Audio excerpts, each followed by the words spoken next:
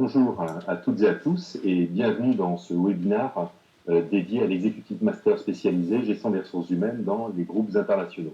Je suis Gilles Verrier, un des 3 directeurs scientifiques de cette formation et je suis très heureux de vous la présenter aujourd'hui en commençant peut-être par une caractéristique essentielle de ce programme, c'est qu'il est le fruit d'un partenariat entre 3 acteurs que sont le SCP Europe bien sûr, le SCP Europe avec une caractéristique essentielle qui est sa dimension internationale, avec notamment les campus de Berlin, de Londres et de Turin, sur lesquels auront lieu certains des modules. Partenariat également avec les entreprises et personnels. Entreprises et personnels, c'est un réseau associatif de plus de 110 entreprises, de grandes entreprises, qui a un rôle à la fois de production de contenu, de veille, de prospective, et puis Identité RH, le cabinet de conseil en ressources humaines dont je suis le dirigeant et qui accompagne un certain nombre de grandes entreprises internationales sur leurs projets RH, leurs projets de management et leurs projets d'organisation.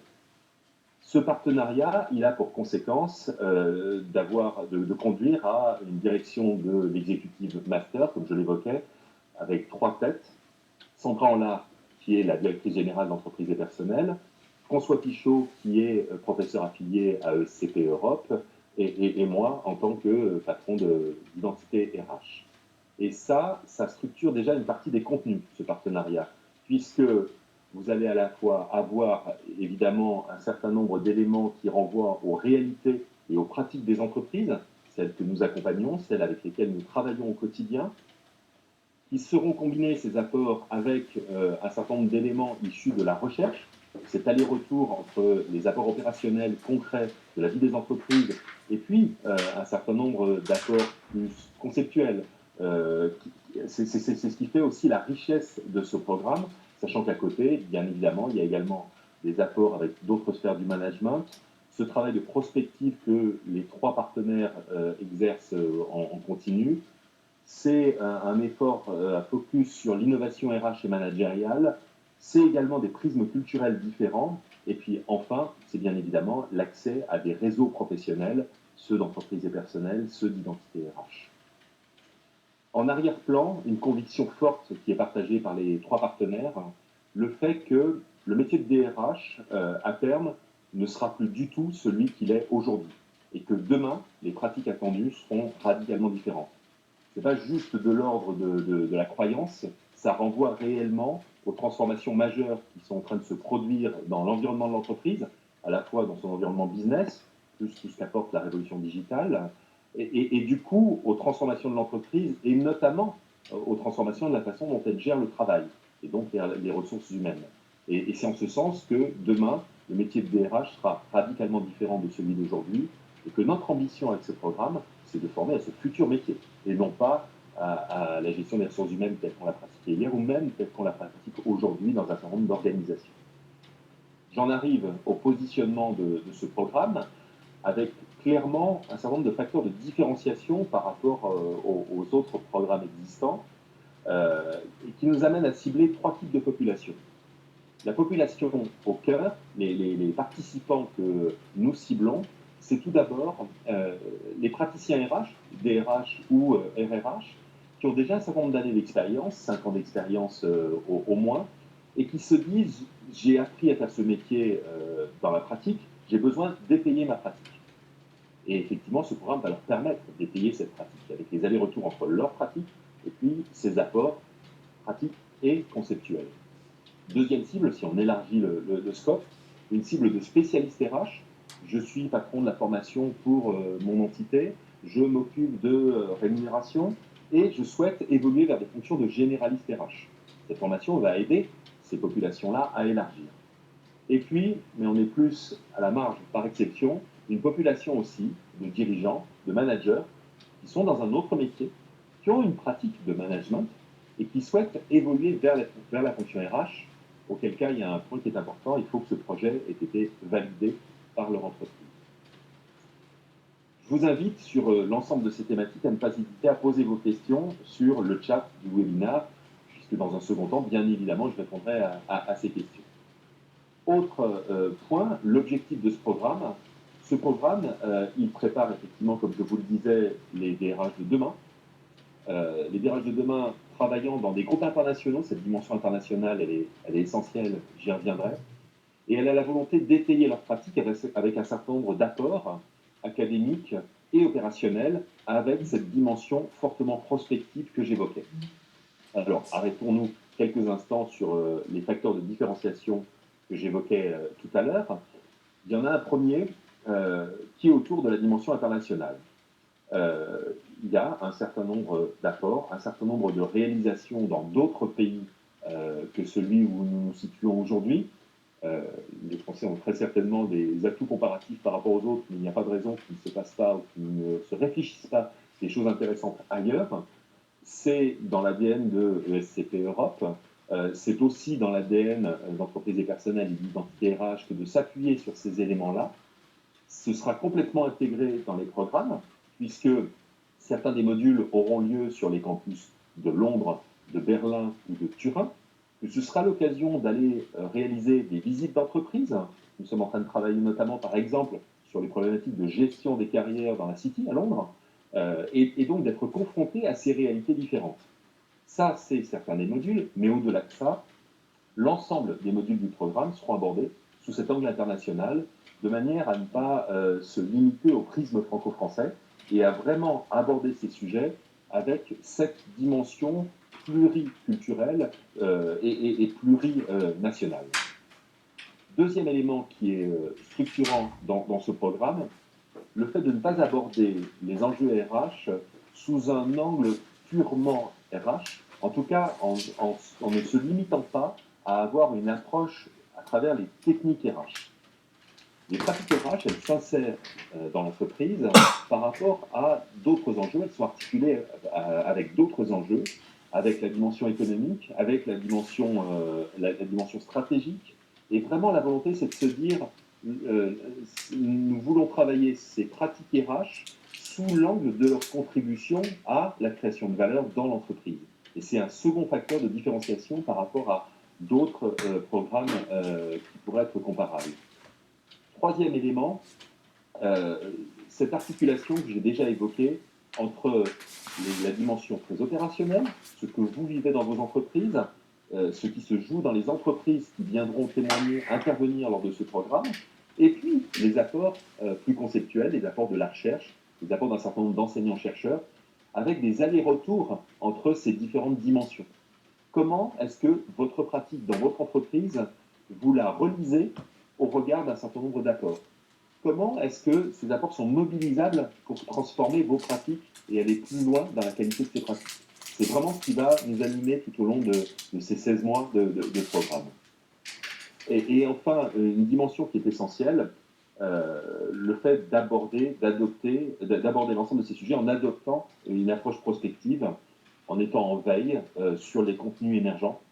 C'est une part importante de l'activité des trois institutions que sont ESCP Europe, Identité RH et Entreprises et Personnel, que ce travail de veille sur l'ensemble des enjeux émergents, les nouvelles formes du travail, les futurs modes d'organisation, les impacts du digital, pour ne parler que de ceux sur lesquels aujourd'hui nous travaillons plus particulièrement.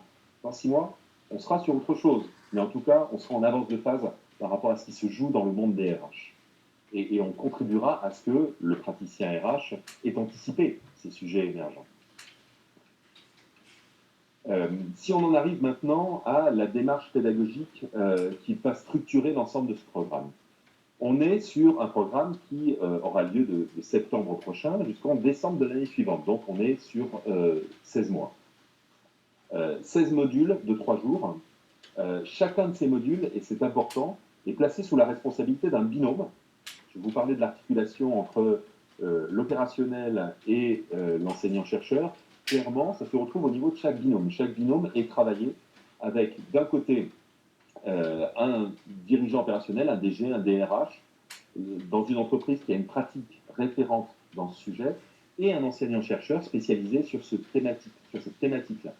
On se retrouve par exemple avec des DRH venant d'entreprises comme Danone, Orange, Veolia, BNP Paribas, Total, pour n'en citer que quelques-uns. Avec un point qui est important, c'est que ces pilotes de modules, ils se voient. Je ne parle pas seulement des 2 pilotes d'un même module, mais l'ensemble des pilotes de modules, ils travaillent ensemble régulièrement ils se coordonnent, ils sont à la fois sur un travail collectif sur le déroulé du programme et puis la façon dont se jouent les interactions avec la promotion. Ça, c'est sans doute aussi un facteur de différenciation par rapport à d'autres programmes. Et donc, chacun des 16 modules, vous allez retrouver à la fois des éléments très pratiques et concrets sur la démarche RH, sur les outils, sur la pratique RH. Vous allez retrouver cet éclairage par les apports de la recherche, les aspects théoriques ou conceptuels. Vous allez aussi retrouver des témoignages de dirigeants, des dirigeants d'entreprise, des DRH qui viennent sur un Zoom pendant 1 heure, présenter leur pratique, échanger avec la promotion, avec des DRH qui viennent des entreprises qui sont clairement des entreprises pionnières sur un certain nombre de sujets. Et puis enfin, bien évidemment, des éléments de prospective sur le thème abordé. Alors, il faut que je vous précise, toujours sur les aspects peut-être un peu innovants, c'est que toute personne qui sera retenue dans ce programme, avant le démarrage, se verra affecter un mentor, un tuteur, qui est un des dirigeants des 3 organisations, d'une des 3 organisations, avec lequel il réalisera un travail d'auto-évaluation sur l'ensemble des thématiques couvertes, de manière à ce qu'il lui soit affecté, il soit décidé avec lui d'un programme de mise à niveau en amont des modules. Je vous prends un exemple. Quelqu'un qui aurait toujours travaillé n'aurait jamais abordé, par exemple, les enjeux de recrutement, et à contrario aurait travaillé sur les autres thématiques RH, avant de démarrer le module recrutement, de manière à avoir un niveau minimal par rapport à l'ensemble de la promotion, aura son programme de travail. Ça sera un article à lire, ça sera une vidéo à suivre, de manière à ce qu'elle arrive dans ce module en ayant déjà ce niveau minimal. Et donc cet accompagnement individualisé sert à la fois à ça, et puis il a lieu tout au long du cursus avec un suivi individuel sur à la fois les contenus et puis sur la dimension réseau. On y reviendra. Autre point, chacun des 16 modules fait l'objet d'une évaluation de manière à garantir à la personne que les apports du module ont bien été intégrés. 2 autres éléments. En parallèle du programme, vous avez l'élaboration d'un mémoire de recherche, d'une thèse professionnelle. Vous êtes accompagné là-dessus, sur un sujet que vous choisissez, qui peut renvoyer à une thématique que vous rencontrez dans votre entreprise ou à une autre thématique, et sur laquelle vous êtes accompagné en termes de méthodologie pour progresser aussi sur cette dimension méthodologique. Et sachant que nous travaillerons également dans le courant du programme à la mise en place d'un réseau social de la promotion et à l'organisation par cette promotion que vous constituerez avec vos autres collègues d'événements qui auront lieu, qui rythmeront tout au long du programme son déroulé. Ça peut être une conférence avec des DRH, ça peut être, on peut imaginer différents types d'événements. Là, on vous accompagnera dans la construction de ces événements et vous aurez la main. Voilà sur la démarche pédagogique. Je vais maintenant rentrer sur le cœur du sujet qui est le programme, avec 3 blocs dans ce programme. Un premier bloc qui est autour des enjeux contextuels. Je l'évoquais tout à l'heure, nous n'abordons pas les sujets RH, les enjeux RH déconnectés des autres enjeux dans l'entreprise. Et donc, nous allons travailler dans un premier temps sur l'environnement dans lequel s'inscrivent les pratiques RH. Très concrètement, mon entreprise a fait des choix stratégiques, a un business model, a des axes de différenciation sur ses marchés. Qu'est-ce que ça veut dire pour moi en RH? Comment j'articule ce que je fais en RH avec ça? Et donc, comment je le positionne, ma politique RH, mes actions RH, mes projets RH, comment je les positionne par rapport à ces autres enjeux? Donc, on est vraiment sur une approche contextuelle. Ça, c'est l'introduction du programme. Ensuite, on abordera les pratiques RH. Je vais le détailler derrière. Et comment est-ce que vous, praticiens RH, vous pouvez aborder dans votre entreprise ces différentes pratiques RH, le recrutement, la formation, la gestion des carrières, et on posera en quelque sorte les briques du système pour, dans un troisième temps, aborder cette fois-ci les enjeux transversaux. On viendra remobiliser ce que vous aurez vu dans la deuxième partie, sur ces fonctionnalités RH, pour les aborder à travers différentes thématiques, des thématiques de management, d'organisation, de positionnement de la fonction RH, en disant comment est-ce qu'on traite ces problématiques-là. Sachant que vous l'avez compris, tous ces modules auront systématiquement dans leur ADN cette dimension internationale. Donc on n'aura jamais une démarche franco-française, y compris sur des thématiques comme les relations sociales, où on sera réellement sur une problématique internationale. Intégreront une dimension prospective et bien sûr, intégreront aussi des réponses autour de l'enjeu du digital. En parallèle de l'ensemble de ces modules, des séquences d'analyse transversale qui viendront ponctuellement rythmer ce programme, des séquences de travail sur la thèse, sur le mémoire professionnel et sur les aspects méthodologiques, et puis des séquences d'apports spécifiques qui viendront également enrichir la démarche. Si je rentre dans le détail, démarrage pour la première promotion à l'été 2016, pour les promotions suivantes l'été suivant, on est sur des promotions annuelles, avec une mise en place dans un premier temps de l'accompagnement individuel, et puis les 2 modules autour de l'approche contingente des RH et l'articulation entre stratégie et RH. Le module, comme je l'évoquais, aura lieu sur le campus de Londres. Ensuite, entre novembre de l'année de lancement de la promotion et puis mars de l'année suivante, on va dérouler les pratiques RH. Et donc, on sera sur les enjeux de recrutement, de socialisation, d'intégration, sur les thématiques autour de emploi, GPEC, gestion des effectifs et des compétences, sur les enjeux de formation, sur un module sur gestion des carrières, parcours et mobilité, un module dédié à la rémunération, un module dédié à l'évaluation.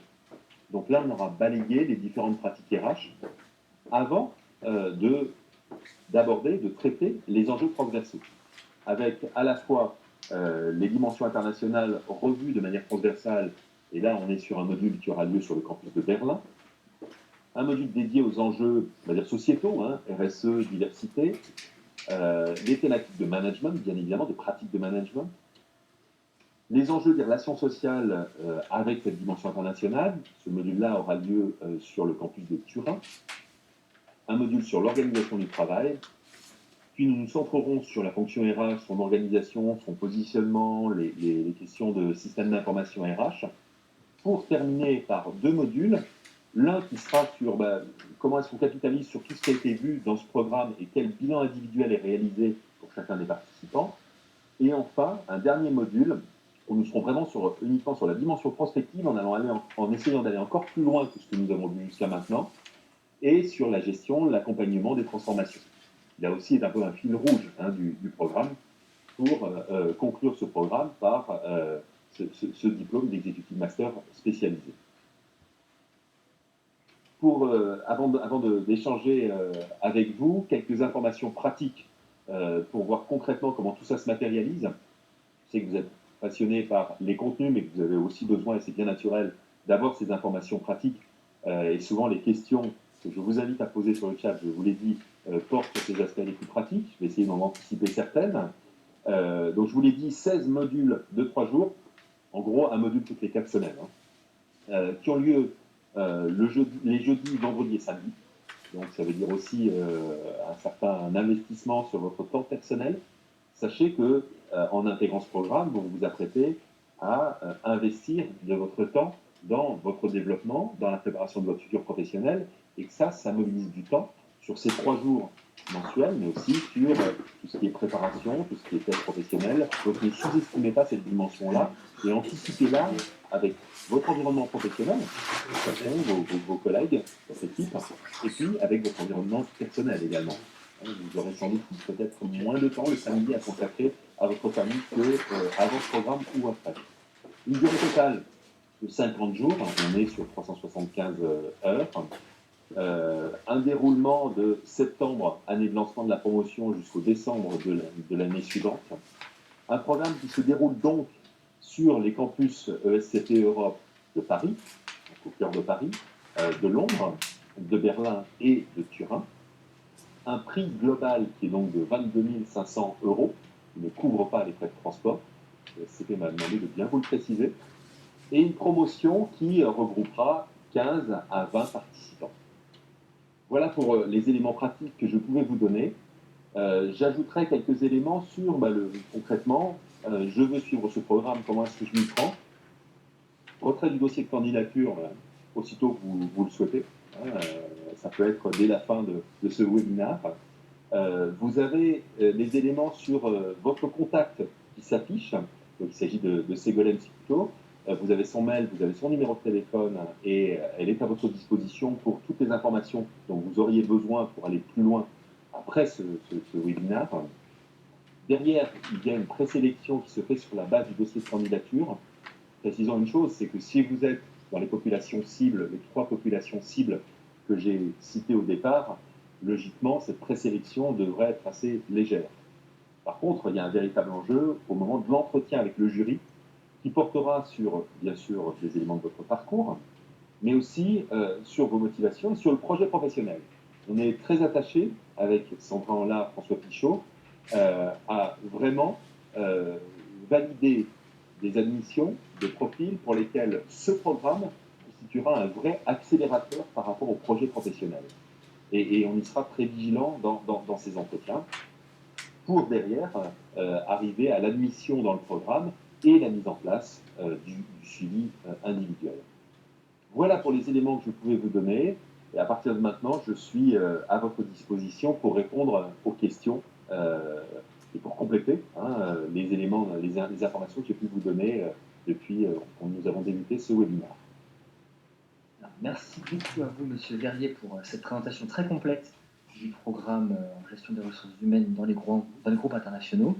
Première question donc, qui est arrivée en ligne sur la possibilité de choisir son tuteur.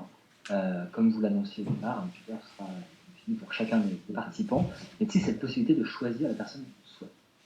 Alors, pour bien préciser le rôle du tuteur, c'est de vous accompagner sur les contenus en connaissant par cœur le programme, en ayant en tête très précisément ce que sont les apports qui vont vous être mis à disposition, et en travaillant avec vous sur les gaps entre ces apports et votre pratique. Donc, c'est par définition quelqu'un qui est au sein d'une des 3 institutions que sont SCP Europe, les enseignants qui interviennent dans l'exécutif master, identité RH et entreprise et personnel. Ça, c'est un élément. Deuxième élément, bien sûr, il faut qu'il y ait un fit entre le tuteur et la personne, et on y veillera, on y sera vigilant. Hein. Mais le but, c'est réellement que ce soit une personne ressource pour vous, aussi bien sur les contenus, je l'ai évoqué, que sur la dimension aussi réseau, prise de contact, mise en relation, hein, pour que réellement ce programme ce soit à la fois des apports, mais aussi cette construction de ce réseau professionnel ou cet enrichissement du réseau professionnel qui est si utile dans notre métier. Merci. Et pour aller plus loin, est-ce que le tuteur attribué au démarrage sera le même qui suivra la thèse professionnelle par la suite? Alors, on est sur 2 approches différentes. La personne qui vous suit, qui travaille à cet accompagnement individuel, est vraiment sur la dimension mise à niveau sur un certain nombre de sujets, plus réseau. A contrario, si on est sur la thèse professionnelle, là, on est sur un véritable travail de nature scientifique. On va vous demander d'identifier une problématique, de construire des hypothèses, de mener un état de la recherche et d'imaginer ce que pourrait être une démarche différente. Et là, on est sur d'autres acteurs, une fois ils se recouvrent. Sandra Enlard, par exemple, jouera les 2 rôles. Moi, je jouerai les 2 rôles.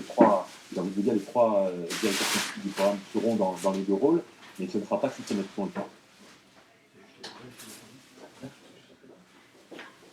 Vous parlez de campus de l'ESCP.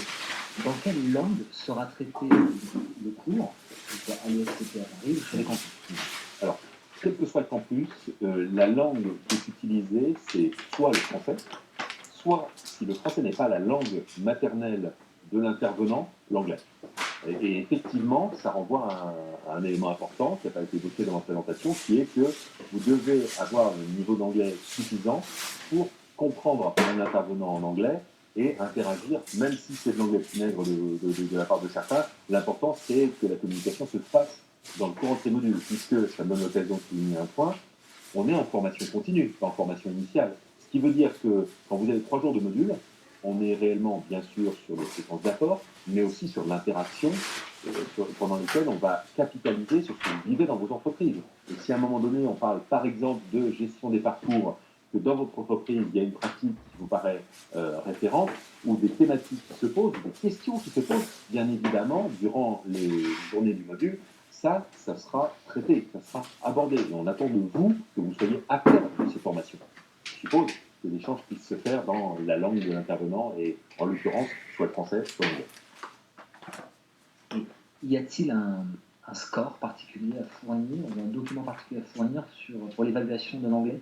Alors là, je vous invite à vous rapprocher de Ségolène Sipito, dont les coordonnées vous ont été données, de manière à ce qu'elle vous précise tous ces aspects purement pratiques sur lesquels, de fait, je serai capable de vous répondre.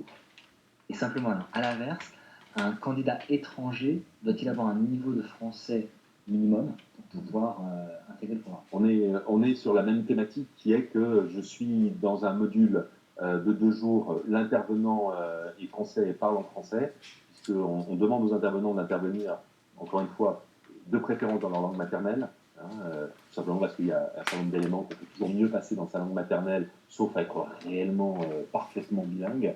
Et donc, dans ces cas-là, il faut pouvoir comprendre cet intervenant. Justement, au sujet des intervenants, quelle est la part d'intervenants externes à l'ESCP plutôt orientés professionnels et la part de professeurs qui justement ont l'apport académique sur le programme? Alors, vous vous rappelez peut-être que j'ai évoqué le fait que chacun des modules était opéré conjointement par un opérationnel et un enseignant-chercheur de l'ESCP. Et donc, par définition, comme vous avez des binômes, au niveau du travail de conception, du travail d'élaboration du contenu, on est sur du 50-50. Là où les choses peuvent éventuellement un peu dévier, c'est sur les témoignages, où on peut éventuellement faire appel parfois à un expert au sens enseignant-chercheur sur le sujet, mais où assez souvent on va aller chercher des praticiens pour venir, des DRH, des directeurs généraux d'entreprises référentes sur le sujet, pour venir témoigner de leur pratique. Mais au global, sur le corps enseignant, on est sur du 50-50, à quelque chose près. Une vraie diversité des profils. C'est la volonté, si vous voulez. On n'est clairement pas, avec ce programme, dans une démarche de langage unique dans laquelle il y aurait une vérité, une seule en matière de RH. On se contredira parfois entre nous, et c'est une bonne chose. Ce qui fait la force de ce partenariat et de ce trinôme à la tête de l'executive master, c'est que on arrive très bien à travailler ensemble. Vraiment, on a une vraie relation de confiance qui date d'il y a un certain nombre d'années, mais qu'en même temps, on a parfois, sur un certain nombre de sujets, des approches très différentes. Et c'est aussi la confrontation de ces approches qui vous permettra, vous, de vous construire vos convictions et votre pratique derrière. Merci beaucoup pour cette réponse. Vous parliez tout à l'heure d'évaluation pour chaque module de formation. Est-ce que ces évaluations vont être notées et seront des notes discriminantes pour l'obtention du diplôme? Alors, la logique, pour nous, c'est de garantir le fait que vous avez intégré l'ensemble des apports du programme. C'est ça la logique. Hein. L'évaluation, elle sert à ça. Donc, systématiquement, chaque module fait l'objet d'une évaluation, effectivement. Elle peut prendre des formes différentes. C'est parfois une évaluation individuelle, c'est parfois une évaluation collective, c'est parfois une évaluation qui porte sur ce que vous avez produit en amont du module, sur ce que vous avez réalisé pendant le module ou sur ce que vous produisez après le module. Chacun des binômes est en charge de définir ses modalités d'évaluation. La logique, c'est bien évidemment pas de dire l'évaluation n'est pas suffisante, donc vous n'avez pas le diplôme. On est en formation continue. Le but, c'est de vous emmener jusqu'au diplôme. Simplement, si à un moment donné, sur un module donné, on estime que les apports du module n'ont pas été intégrés, on vous demandera un travail complémentaire. C'est simplement ça. Si on vous demandera de retravailler sur un sujet, de rajouter une petite somme de travail, quelques heures de travail, de manière à être sûr que vous terminez ce programme en ayant vraiment intégré tous ces apports. Et donc, on est vraiment dans une logique non pas d'évaluation sélection, mais d'évaluation développement. Dernière question qui m'est arrivée. Je vous rappelle à vous qui nous suivez en ligne, si vous avez des nouvelles questions, n'hésitez pas à les poser dès maintenant en live avec Monsieur Verrier ici présent pour y répondre. Donc, en attendant vos questions, une nouvelle question qui était sur la date limite d'inscription à ce programme. Vous l'avez compris, ce programme est lancé en 2016. Une première promotion, une seconde promotion en 2017, en rythme annuel. La logique, c'est que nous, on ne s'interdit pas d'intégrer un bon candidat jusqu'au dernier moment, donc j'ai envie de vous dire la fin de l'été. Sauf qu'il y a un moment où les promotions, elles vont être complètes. Et que si on a une promotion à 20, 21, 22, et qu'on nous arrive d'excellentes candidatures, on va avoir un vrai sujet, un vrai problème. Parce que le but, c'est pas de vous mettre en place des promotions de 30 personnes. Donc moi, j'ai envie de vous dire, date limite, la fin de l'été, sauf que, clairement, n'attendez pas que la promotion soit complète, ça serait dommage. Très bien. Merci beaucoup pour cette présentation. Je ne vois pas de nouvelles questions arriver en ligne, donc je vous propose de faire un mot de conclusion pour terminer ce webinaire. Et à vous qui nous avez suivis, merci de nous avoir suivis sur toute cette présentation. Oui, je voudrais revenir sur la conviction que je vous exprimais au début. Hein. Ce métier, demain, il sera radicalement différent de ce qu'il est aujourd'hui.